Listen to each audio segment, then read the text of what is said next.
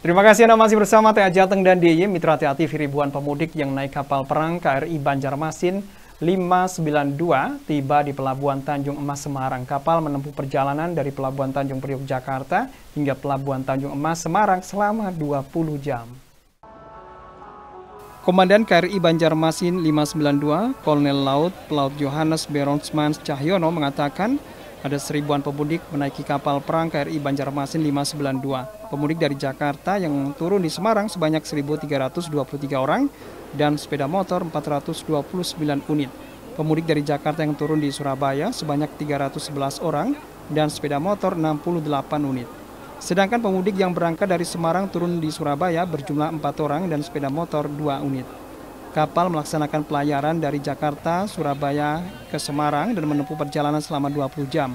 Para pemudik dilepas dari Jakarta oleh Kepala Staf Angkatan Laut dan sejumlah stakeholder.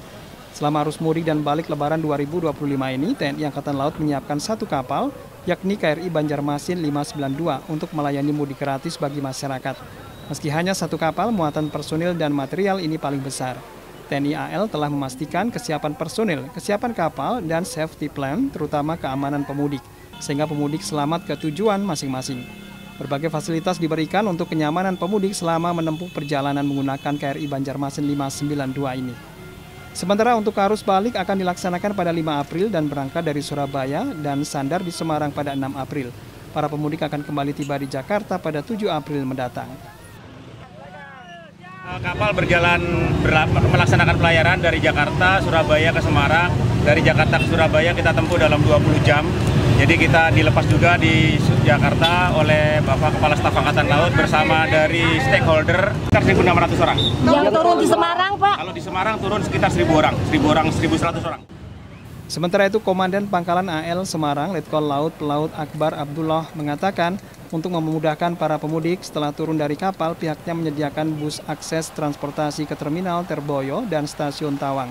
Ada sejumlah bus TNI Angkatan Laut dan 2 bus pemerintah Kota Semarang yang melayani pemudik menuju ke Terboyo dan Stasiun Tawang.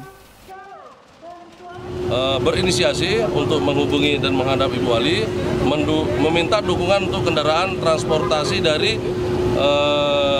Pelabuhan Tanjung Mas menuju 2 tempat. Yang pertama Terminal Terboyo, yang kedua Stasiun Tawang. Nah, nanti ada 2 bis TNI Angkatan Laut sendiri, didukung oleh bis dari pemerintah Kota Semarang itu 2 bis.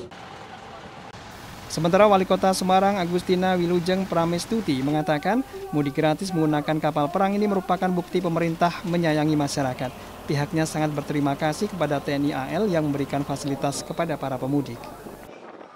Kita harus sangat-sangat berterima kasih kepada teman-teman di Angkatan Laut nih. Hari ini ada Pak Akbar sama Pak Yohanes. Ini yang bawa penumpang tuh tadi banyak banget loh, 1.600 ya.